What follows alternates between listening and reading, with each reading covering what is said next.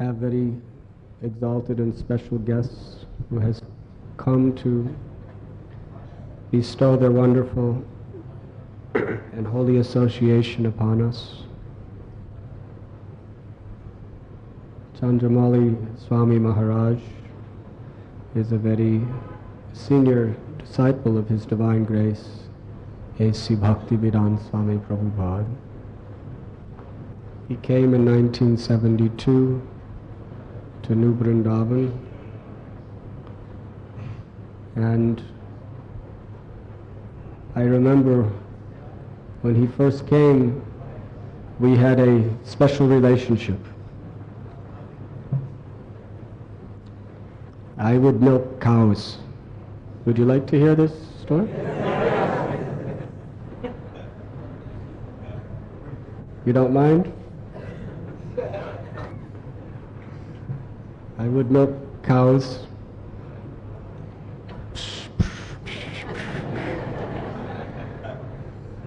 And then I would take the milk, which is liquid religiosity according to Vedas, and I would bring that pure, nutritious, sanctified milk coming from Krishna's own beloved cows, and I would give it all to Chandramali, who at that time was brahmachari, as was I. And he would take the milk and he would make it sit overnight, and then he would take off the cream and he would churn the butter. He would churn the cream into butter. This was his almost full-time service.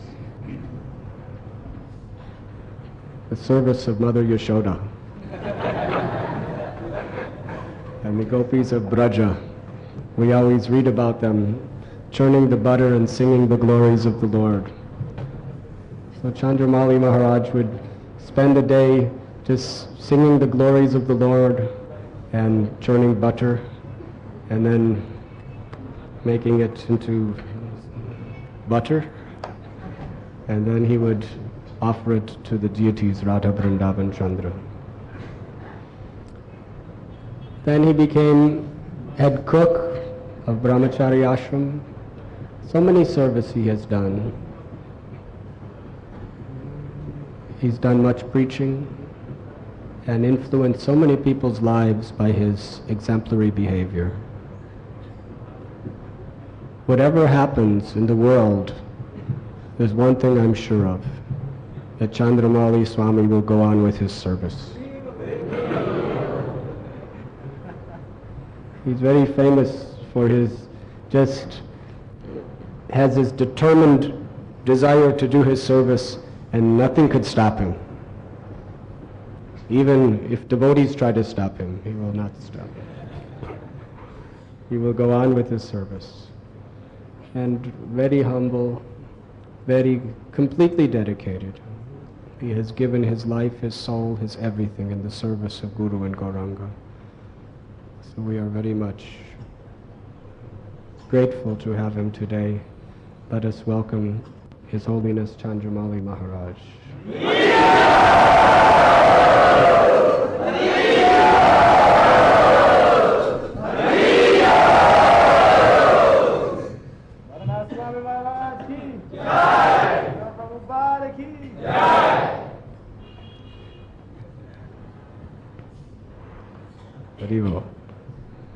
We also have many special guests from Nandagram. Ramesh Goswami ji is here. Where? Please sit. Bring him up, please.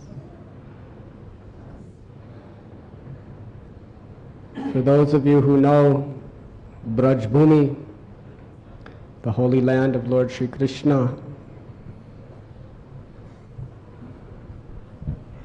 there are innumerable places of Krishna's divine Leela. And of the very prominent places is Barsana and Nandagaon. Barsana, Lord Brahma appeared as the form, his four heads became the four hills of Barsana, and Srimati Radharani made her residence there. And Brahma is always eternally enjoying Srimati Radharani's lotus feet upon his head. And Lord Shiva appeared as the five hills of Nandagram. And Krishna Balaram, Nanda Maharaj and Yashoda Mai made their eternal residence on that hill of Nandagram. There are so many beautiful holy places, but of them the foremost is on the very peak of the highest hill of Nandagaon, is the actual place of the residence of Nanda Maharaj, where Krishna and Balaram performed their eternal Poganda and Kaishor Lila. And that temple, which is there, has been visited by all of the great Gaudiya Vaishnava acharyas and acharyas of all the sampradayas since time immemorial. And in that temple were the beautiful, beautiful deities of Krishna, Balaram, Jashoda, Nanda, Sridama, and Srimati Radharani are worshipped. The head pujari of that temple, one of the head pujaris, is our very special and exalted guest, Sri Ramesh Goswamiji, who is not only intimately serving the Supreme Lord in his own home, but he is a very, very humble, gentle, and dedicated pure Vaishnava. And he's always very kind to us, very merciful and compassionate. And whenever he comes to Bombay, although so many people invite him to stay in so many nice places, he especially chooses to stay in Sri Radha Gopinath's temple because he very much loves the deities and the devotees here. So truly it is Krishna Balaram's blessings that they have sent his intimate servant, Sri Rameshji Goswami, to be with us this week. Let us welcome him to Radha Gopinath's temple.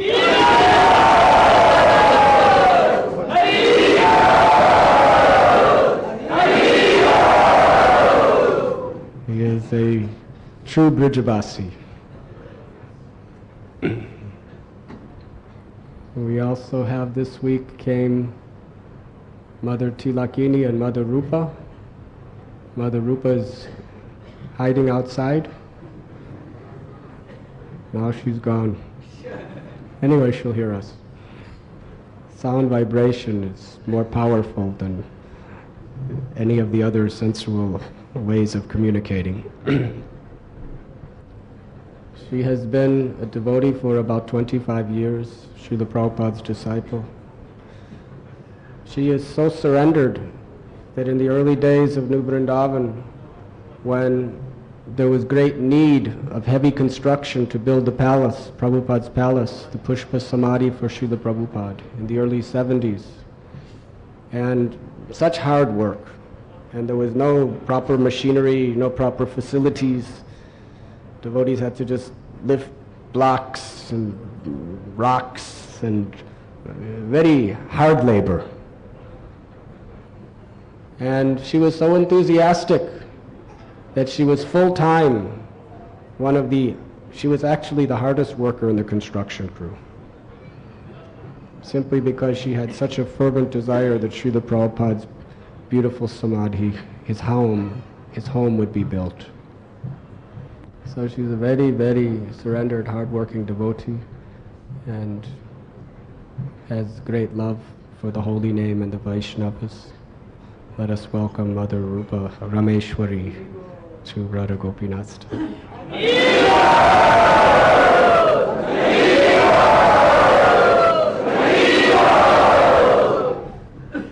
And Mother Tilakini is here. Yes?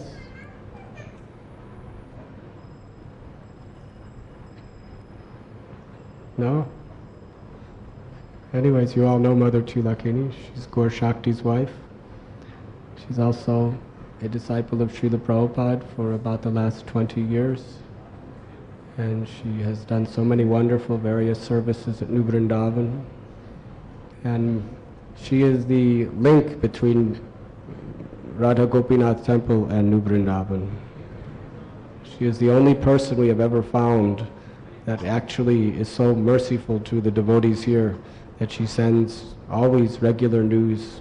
And anything the devotees at Radha Gopinath Temple or our congregation want done in America, she's always so anxious and happy to perform that service.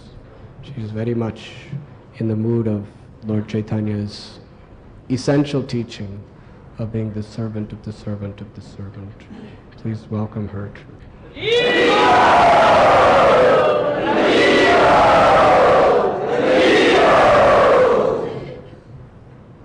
There's also Harinam Mataji is here. She's a very hard-working devotee at New Vrindavan. And Sita Priya, they are all not here. Brajabhumi Devi Mataji, is she here?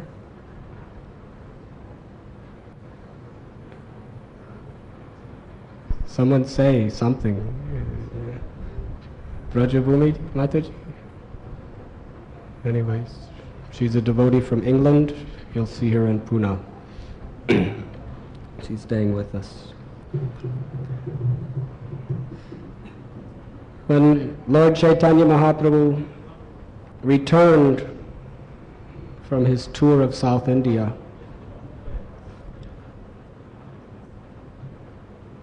the devotees of Jagannath Puri, they were very, very intensely, anxiously waiting his arrival. They understood that he was the Supreme Personality of Godhead, Lord Jagannath, who appeared in this divine and most beautiful golden form of Sri Gauranga.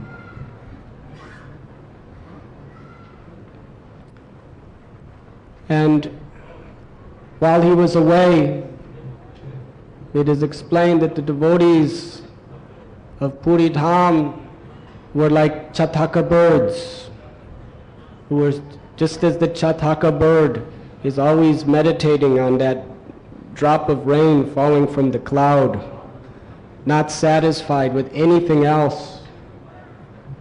There may be so many reservoirs of water, there may be so many oceans and ponds and lakes and rivers and wells, but the Chataka bird will not accept any water except that pure water that falls directly from the cloud. And therefore, as he's flying in the sky, his face and his eyes are always focused on the cloud, waiting for that drop. He will never look down to anything of this earth to quench his thirst. In the same way, a devotee, if we want to actually become supremely dear to Krishna, we must have the consciousness of the Chataka bird. We should always keep the intensified, exclusive attention of our consciousness upon Krishna. We should know that service to Krishna and love for Krishna is the only satisfaction of the heart and the soul. It is the only meaning of life. And we should not accept anything of this world except that. We should not look down to look for contentment, peace, or security toward any of the rivers or ponds or lakes of the promises of Maya that are contained within this temple mortal existence. We should keep our attention always like the Chataka bird in rapt attention, waiting for the mercy of Krishna. That is called Ananya Bhak, Dritavrata. That is the determination that is necessary And when we have that determination, then and only then will Krishna reveal himself in our lives. But before he reveals himself, he will test us. We will not look to any of the false promises of Maya in the form of wealth or family or prestige or long life or anything else for our satisfaction.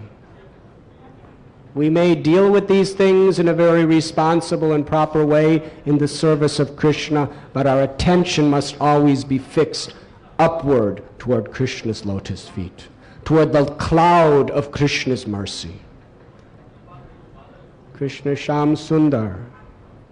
He is that dark, beautiful rain cloud, and we are simply waiting for that drop of mercy. And we are willing to starve of thirst, of anything else, but we will not accept any substitute than his mercy. But before he gives that drop of water, sometimes he sends thunder. And when the thunder comes, the insincere feel, this is very frightful. Maybe I should go home. Maybe I should look elsewhere. And then sometimes there is lightning. And sometimes even the lightning bolt will strike the head of the Chataka bird and cause him severe anguish and pain. But he will never take shelter of the water of this world.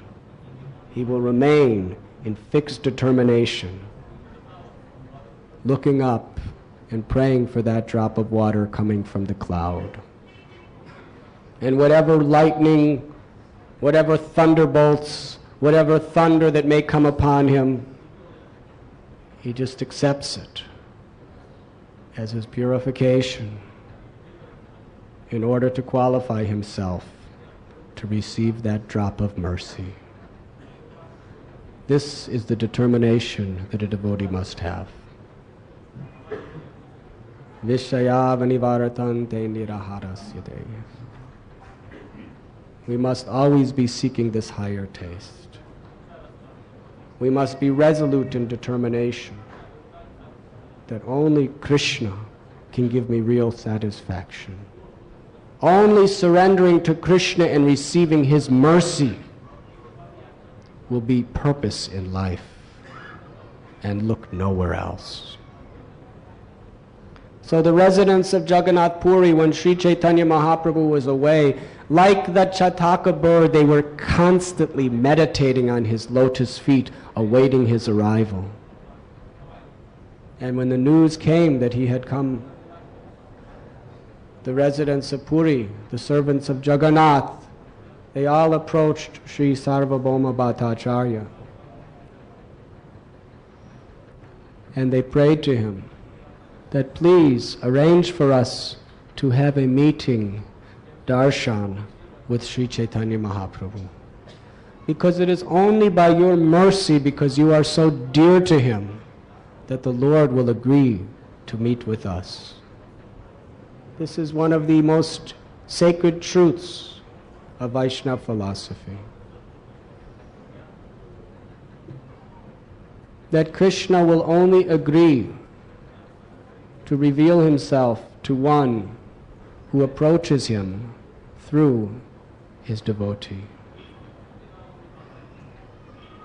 One who accepts the lotus feet of Guru and the advanced Vaishnavas. That great soul can present us before the Lord, and only then will the Lord accept. So Sarvabhauma Bhattacharya said, yes, tomorrow come to the house of Kashi Mishra and you will meet Lord Chaitanya. So the next day, Lord Chaitanya Mahaprabhu went to Lord Jagannath's temple along with Sarvabhauma Bhattacharya. And there,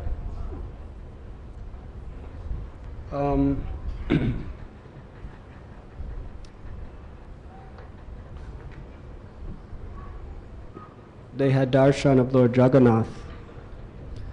And Sarvabhauma brought Lord Chaitanya to the house of Kashi Mishra. And Sarvabhauma said that Kashi Mishra wants to offer you his house, his life, his everything for your pleasure and your service. Please accept a room from his house. And Lord Chaitanya replied that my life is your property. I belong to my devotees. Whatever all of you want, I will accept. And then Sarvabhauma Bhattacharya began to introduce him to the various devotees, one after another. And they all bow down at his lotus feet. And Lord Chaitanya Mahaprabhu embraced each one of them with great affection. Sarvabhauma said, these are all the these devotees are the jeweled ornaments of Lord Jagannath, and they are constantly meditating in great devotion on your lotus feet. At that time, Bhavananda Rai appeared with 4 of his 5 sons. And Sarvabhauma Bhattacharya introduced, this is Bhavananda Rai. He is the father of Ramananda Rai, that great devotee who you met in South India. And Lord Chaitanya Mahaprabhu was so happy. He looked at Bhavananda Rai and he said that the glories of a father who has such a exalted devotee as Ramananda Rai as his son cannot be extolled properly in this mortal world.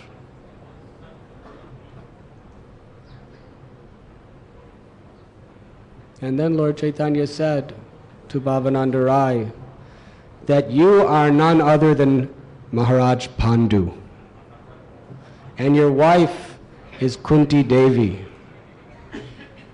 and your 5 sons are none other than the 5 Pandavas.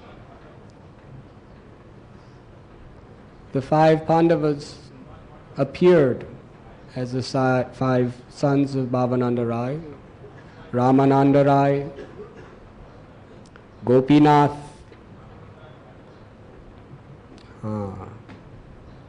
Vaninath, Kalanidhi and Sudhanidhi. Bhavananda Rai, and then Lord Chaitanya embraced him.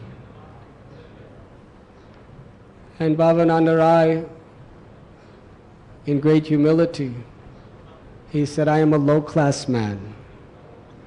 I am born in the lowest caste of society.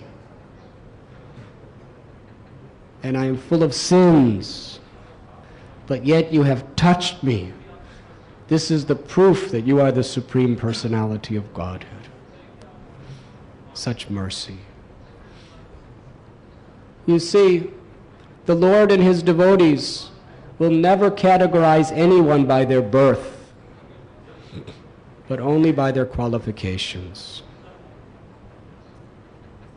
The Bhagavatam explains, even if one is born in the family of chandalas or dog-eaters, if they are chanting the holy names and living by the principles of bhakti, they are fit to become guru of the whole world. But one who is born in a very sophisticated Brahmin family and has all the 25 qualifications of Brahmin, but who is not a devotee of the Lord, who is not taking shelter of the holy name, he cannot even deliver himself, what to speak of anyone else.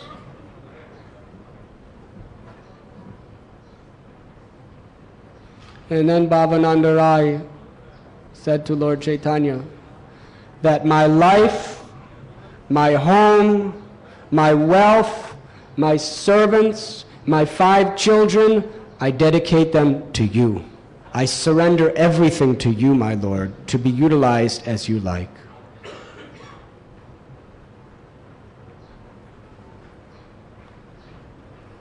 And this is what made the Pandavas so dear to Lord Krishna.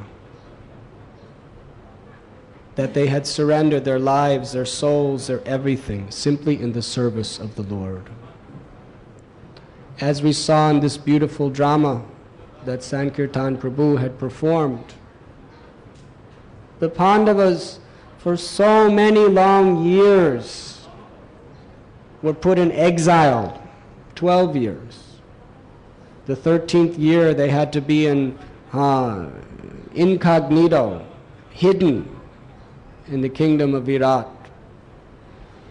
After that, by the arrangement of Krishna, they had to fight the greatest, most tragic war in the history of mankind, the battle of Kurukshetra. And through that battle they were victorious, and by the arrangement of Krishna they were given the throne of the whole world. But when Krishna left this world, and they no longer felt that they could utilize their wealth, their power, their prestige in his service, they did not want any of it. Yudhisthira Maharaj, the king, was the first to put Maharaj Parikshit on the throne, and putting on the simple clothes of a Vanaprast, he left everything to go to the Himalayas. And his 4 brothers and their wife and mother, they all followed that line. They did not care for their throne, they did not care for their wealth, they did not care for anything if it was not according to Krishna's plan to be used in Krishna's service. They were truly surrendered souls. And this is why the Pandavas were so dear to Krishna. This is why Krishna became the friend, the messenger, the chariot driver of the Pandavas. And this is why when Sri Chaitanya Mahaprabhu descended into this world, the original form of Krishna himself, he also called upon Maharaj Pandu, Kunti Devi, and the 5 Pandavas to assist him in his work, so that he can continue to show the world the exquisite loving affairs between the Lord and his surrendered devotees. Today, people in this world are very much attached. They'll become devotees, but they very much want to make sure that there's a limit to their devotion. They draw a boundary wall. That yes, I am Vaishnava, I am chanting Hare Krishna, and I am doing some charity, giving some donation, and I am doing some seva, but I'm not a fanatic. I have my life, and I have my spiritual life and my domestic life, and they should not mix. So in this way, we have our devotional service, but then there's a wall that we build where we keep the things that we want to protect from Krishna. We want to guard very diligently that Krishna doesn't get this part. He can have that part and this part, but not this part. But Bhavananda Rai, he said, Ramananda Rai, he was a high post governor of Madras. Big person, very prestigious to the family to have such a son. But on the order of Lord Chaitanya, he gave it up to come to Jagannath Puri to be Lord Chaitanya's personal assistant. And Bhavananda Rai was very happy that his son had surrendered to the lotus feet of Lord Chaitanya and given everything up in this world. But then his next son, Vaninath, who was second in age, he said to Lord Chaitanya that this son of mine, Vaninath, I am hereby turning over to you to be your personal servant. He is yours for the rest of his life, to do whatever you like. and anything you want of any of us, it is yours. Please accept. For Bhavananda Rai, the only thing he considered valuable in life is whatever was accepted by Lord Chaitanya for his service. So Lord Sri Chaitanya Mahaprabhu was very pleased. And he replied that because you are making these offerings with genuine love and devotion, I will accept. And then Lord Sri Chaitanya Mahaprabhu embraced with great affection Bhavananda Rai, and then he personally placed his lotus feet on the four sons, the Pandavas, and showed them his great love.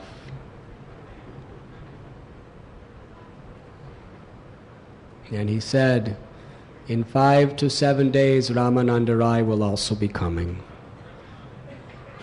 And my heart longs again to be in his association. The Lord longs for the association of his devotees. And actually, everyone is essentially Krishna's devotee. Jivara Swarupoy Krishnara Nityadas. Krishna's longing for all of his spirit souls, all of his parts and parcels, to return to his loving service. That means each and every one of us. That means not only every human being, but wherever there is life in this creation, Krishna is longing for that eternal soul, that eternal loving servant to come out of illusion and return. And therefore, Lord Chaitanya and the great acharyas, such as Srila Prabhupada, have taught us that there is no greater service to the Lord than preaching his message to the devotees and to the conditioned souls, to help them to come back to the loving service of the Lord. That is the greatest service that we can do. And Srila Prabhupada is so merciful that he is so kindly engaging all of us in that most intimate service of the Lord by spreading the glories of the chanting of the holy names. Hare Krishna, Hare Krishna, Krishna Krishna, Hare Hare, Hare Ram, Ram Ram, Hare Hare. Because in this age of Kali Yuga, there is no religious principle except the chanting of the holy names of the Lord. Harinama, Harinama, Harinameva Kevalam, Kalo Nasteva, Nasteva, Nasteva Gatiranyata. There are many sub-religious principles, but only through sincerely chanting the holy names of the Lord with a spirit of service and devotion can we actually achieve Krishna Prema. Prema Pumartha Mahan. Purushartha Siromani. The crest jewel of all goals of life is love for Krishna. So we are not concerned with anything save and except those activities, those words, and those thoughts which help to absorb ourselves and propagate Krishna's holy name.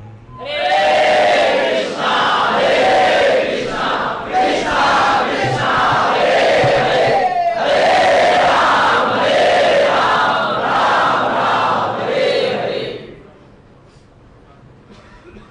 And this was the glory of the Pandavas, as we have seen in this wonderful play. The Pandavas dedicated their lives to serving Krishna's mission. And by Srila Prabhupada and the Guru Parampara's great mercy, we all have that same opportunity.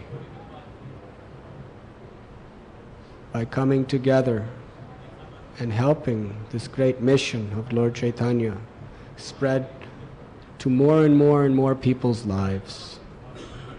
This is the mission of the Lord in this age of Kali Yuga. So the first thing that is required is we must be personally very enthusiastic to come together to chant this Harinam. And we must live a very pure, exemplary life for others to see. We must be very willing to be instruments, to assist according to our capacity in whatever way, to give the mercy of the Lord to the suffering people of this world. By somehow inducing them, convincing them, attracting them to chant Harinam. Srila Prabhupada said the whole purpose of all of his books, the whole purpose of all of our preaching, the whole purpose of all activities is simply to induce people to take shelter of the chanting of the holy name of Krishna.